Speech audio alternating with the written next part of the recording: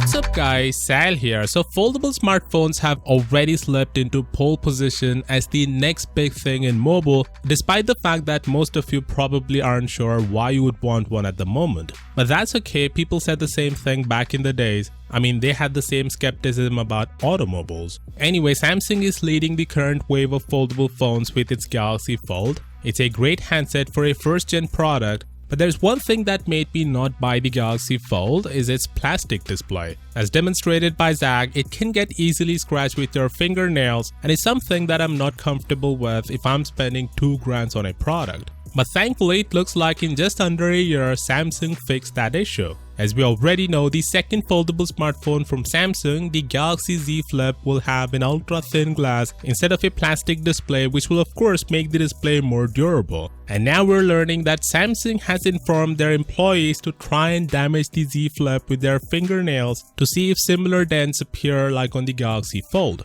And thankfully, it doesn't dent like the Fold. The ultra-thin glass is strong enough to sustain the daily wear and tear, which is a great thing for the Galaxy Z Flip and for the future of foldables. Now we'll have to wait and see for Zach's video to learn at what level this display is gonna scratch.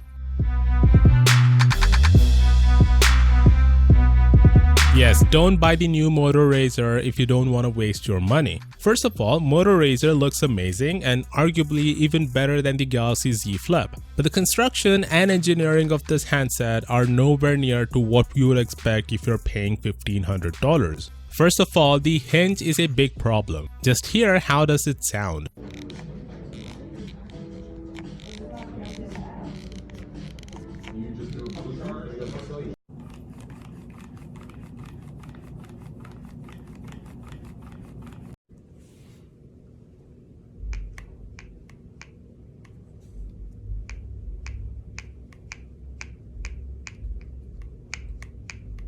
That's not what you want to hear if you're spending $1,500. Honestly, it sounds like a toy. The hinge isn't well engineered and it seems like it would break at any time. The second problem is also associated with the hinge mechanism. We thought Motorola avoided the crease in the middle portion of the display with this new hinge mechanism, but the fact of the matter is this new mechanism created not one but two creases on the display, as you can see here. The display is not attached to the phone, which means dirt and debris will get into it and will cause the display failure. It will surely happen because that's what made the first review units of the Galaxy Folds to fail until Samsung fixed it by closing the gap. Also, the Galaxy Z Flip doesn't have any gap either. The display is firmly attached to the body of the phone. The bottom line is, if you are into clamshell-like foldable smartphones, then you're better off buying the Galaxy Z Flip than the Razr. It's a far better device with better internals, better build quality, and a better glass display. Let me know what you think about this down in the comments. And as always, I'll see you tomorrow. Peace out.